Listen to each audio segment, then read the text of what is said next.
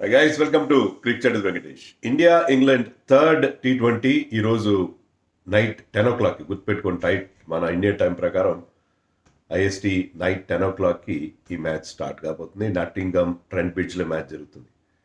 ఇండియాకి చాలా ఇంపార్టెంట్ ఈ మ్యాచ్. బయలేటరల్స్ ఇంపార్టెంట్ కాదని మనం అంటాం, కానీ ఎందుకంటే వరుసగా 3 T20s ఇండియా ఓడిపోవడం అనేది, T20 ఇంటర్నేషనల్స్ ఓడిపోవడం అనేది 2021 తర్వాత ఇది మొదటిసారి. ఐర్లాండ్లో 2 ఓడిపోయాం, ఇక్కడ ఒక మ్యాచ్ మధ్యలో రద్దయినప్పటికీ కంప్లీటెడ్ మ్యాచెస్ తీసుకుంటే వరుసగా 3 మ్యాచెస్ ఇన్ రో ఓడిపోయాం. This is lit bit alarming, and particularly world ఛాంపియన్స్గా ఉండి మన టీము ఓడిపోవడం అనేది. సో ఆ ఓటమిల ఆ పరాజయాల పరంపరకి ఒక బ్రేక్ అయ్యాలి. That is number 1. నెంబర్ 2 ఏంటంటే శ్రేయస్ అయ్యర్ కొత్తగా ఇండియా క్యాప్టెన్సీ చేపట్టాడు. ఏ ఫార్మాట్లో అయినా ఇండియాకి అతను లీడ్ చేయడం మొదటిసారి. అతని మంచి క్యాప్టెన్సీ క్రెడెన్షియల్స్ చాలా బాగున్నాయి. ఐపీఎల్లో అతను టీంని 3 టీమ్స్ని సక్సెస్ఫుల్గా నడిపించిన క్యాప్టెన్ అతను. మరి ఇంటర్నేషనల్ 3 వరుసగా పరాజయాలు ఎదురైనాయి అతనికి. అట్లా ఐర్లాండ్తో లాంటి ఒక చిన్న టీంతో ఓడిపోవడం, ఇవన్నీ దృష్టిలో పెట్టుకుంటే అతనికి క్యాప్టెన్గా మొదటి విన్ చాలా ఇంపార్టెంట్. సో దానికోసం he's been batting really well. But విజయాలు రావట్లేదు. అతని decisions like bowling Ravi Bishnoi 17th over, ఇలాంటివి కొన్ని 16th ఓవర్, ఇలాంటి కొన్ని ఇబ్బంది కలిగించిన విషయాలు ఉన్నాయి. But still I think Shreyas Iyer is very good captain. So అతనికి మొదటి విన్ అవసరం. మూడోది ఎందుకు ఇంపార్టెంట్ అంటే వైభవ్ సూర్యవంశీ ఫస్ట్ మ్యాచ్లో 14 runs చేశాడు. Lasted just 10 balls.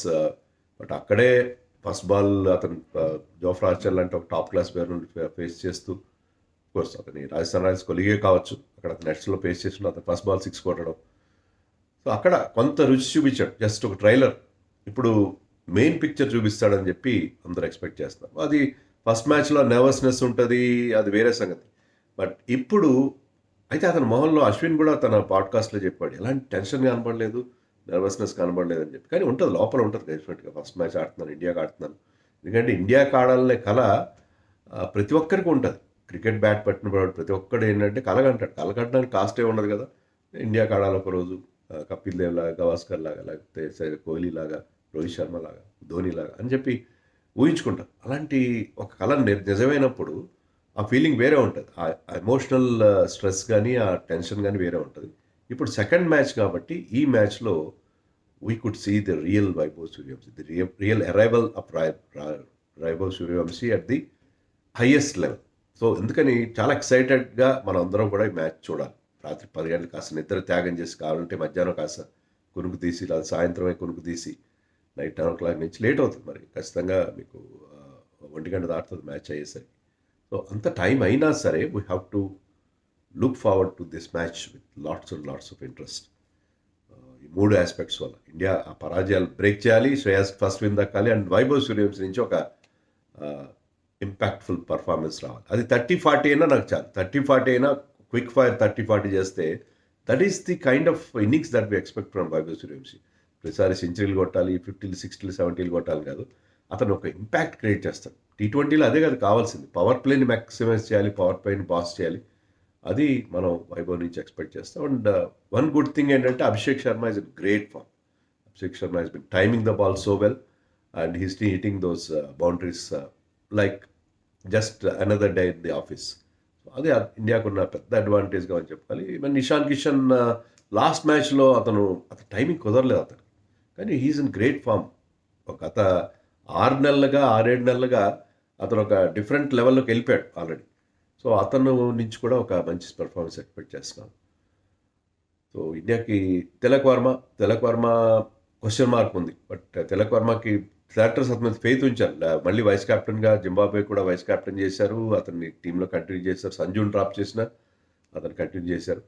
Tilak Varma నుంచి కూడా ఒక మంచి ఇన్నింగ్స్ రావాలి. Very much due. అతని మీద చాలా క్రిటిసిజం మనకి వినిపిస్తుంది సోషల్ మీడియాలో కానీ, చాలా డిఫరెంట్ ప్లాట్ఫామ్స్లో. ఎందుకంటే అతను ఏమాత్రం బాగా ఆడలేదు. But Tilak Varma we know his ability. So Tilak Varma last మ్యాచ్లో కూడా అతను లాస్ట్లో కొట్టిన 6లు చాలా ఇంపార్టెంట్ ఇన్నింగ్స్ అది. ఎందుకంటే అతను ఇలా టీం ఇబ్బందుల్లో ఉన్నప్పుడు ఆడగలనని చెప్పి ప్రూవ్ చేశాడు. సో లాస్ట్ ఓవర్లో అతను 6లో ఒక 4 కొట్టడం అనేది టీంకి బాగా కలిసి వచ్చింది. బట్ స్టిల్ అతని నుంచి ఒక పెద్ద నాక్ ఎక్స్పెక్ట్ చేస్తున్నారు. అవకాశం రాదు, కొంచెం లేట్గా బ్యాటింగ్ చేస్తారు, బట్ అవకాశం వచ్చినప్పుడు అతను ఆడాల్సిన అవసరం ఖచ్చితంగా ఉంది. సో ఎక్కడైనా సరే తను టీమ్ మ్యాన్గా ఉంటాను, డిఫరెంట్ గేమ్స్లో ఆడగలని చెప్పి మనం కూడా ప్రూవ్ చేశాడు. బట్ ఇంకా గట్టిగా దాన్ని ప్రూవ్ చేయాల్సిన అవసరం అతని నుంచి ఉంది. Is a very good fielder, దాంట్లో ఎలాంటి సందేహం లేదు. ముఖ్యంగా క్యాచింగ్లో మిగతా వాళ్ళందరి మీద మనకు కంప్లైంట్స్ ఉంటాయి, కానీ he's always takes his catches. So టీంలో మార్పులు ఉంటాయా? ప్రిన్స్ యాదవ్ వస్తాడు ఖచ్చితంగా. రవి బిష్ణోయ్ కంటిన్యూ అవకాశం లేదు, ఎందుకంటే అతను వేసిన ఓవర్ దారుణమైన ఓవర్. దాన్ని ఓవర్తోనే మనం మ్యాచ్ ఓడిపోయాం almost, I can say that. But Ravi Bishnoi ప్లేస్లో, ఎందుకంటే ముగ్గురు స్పిన్నర్స్ ఇంగ్లాండ్ పిచెస్ మీద నాకైతే వాళ్ళ అవసరం కనబడట్లేదు.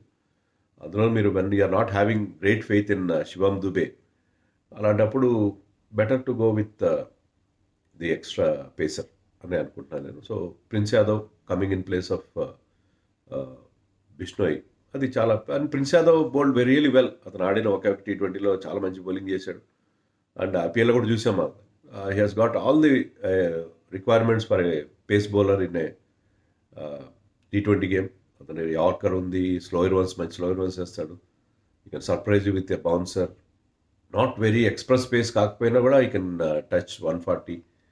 So he is very good, complete ప్యాకేజ్గా ఉన్నాడు. సో ప్రిన్స్ యాదవ్ రావడం కనిపిస్తుంది. మరి సంజు శాంసన్ మరి జింబాబ్వేకి పక్కన పెట్టారు, ఇక్కడెక్కడైనా అవకాశం ఇస్తారా అతన్ని? ఇషాన్ కిషన్కి బదులు సంజుని నెంబర్ 3లో ఆడిస్తారు. దానివల్ల ఏంటంటే మీకు టూ మెనీ లెఫ్ట్ హ్యాండర్స్ లేకుండా కూడా మీరు చేసుకునే అవకాశం ఉంది.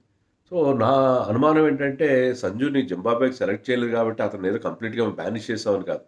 So I feel that Sanju might bat at number 3 today.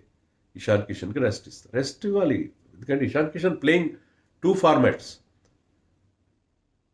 అతను 2 ఫార్మాట్స్లో ఆడుతున్నాడు. But Sanju and Abhishek play only 1 format. మరి 1 ఫార్మాట్ ఆడే ప్లేయర్ని మీరు జింబాబ్వేకి పక్కన పెట్టారు, రీజన్ అంటే మనకు తెలియదు. పెట్టినప్పుడు ఇక్కడ అతనికి అవకాశం ఇవ్వండి. సరే, అభిషేక్ గ్రేట్ ఫామ్లో ఉన్నాడు, అభిషేక్ని కంటిన్యూ చేస్తారు along with Suryavanshi opening. Number 3లో మీకు రైట్ హ్యాండర్ కూడా ఉంటాడు, లేకపోతే అందరు వరుసగా లెఫ్ట్ హ్యాండర్స్ అవుతున్నారు కదా. సో అందుకని రైట్ హ్యాండర్గా you bring him up and play Tilak Varma at 4 and Shreyas Iyer at number 5. దానివల్ల రైట్ లెఫ్ట్ కాంబినేషన్ మీకు ఉంటుంది టీంలో. ఆ రకంగా మార్పు చేసుకుంటే అందరినీ మీరు లెఫ్ట్ హ్యాండర్స్ పెట్టి బదులు, ఎందుకంటే తర్వాత అక్షర్ పటేల్ కానీ శివం దుబే అందరూ లెఫ్ట్ హ్యాండర్స్ కదా. టూ మెనీ లెఫ్ట్ హ్యాండర్స్ అయిపోయారు. టూ మెనీ లెఫ్ట్ హ్యాండర్స్ అనే కాదు, సంజుకి మీరు ఫెయిర్ ఛాన్స్ ఇవ్వాలి. 3 ఫెయిల్యూర్స్ తర్వాత అతన్ని మేము పక్కన పెట్టేస్తుంటే ఎలా కూరుతుంది? యాక్చువల్గా అయితే ఓపెనర్గా క్లిక్ అయ్యాడు, ఓపెనర్గానే ఇవ్వాలి. సరే, ఓపెనర్గా మీరు ఆడించలేకపోతున్నారు, సూర్యవంశీకి ఛాన్స్ ఇవ్వాలి కాబట్టి, అభిషేక్ ఫామ్లో ఉన్నాడు కాబట్టి నెంబర్ 3లో ఆడించండి సంజు. రాజస్థాన్ రాయల్స్కి played at number 3 for so many matches after Suryavanshi came in. So అందుకని ఐ థింక్ ఆ మార్పులు 2 ఉంటాయని నేను ఎక్స్పెక్ట్ చేస్తున్నాను. ఇంగ్లాండ్ టీంలో ఎలాంటి మార్పులు ఉండే అవకాశం లేదు. They have done well.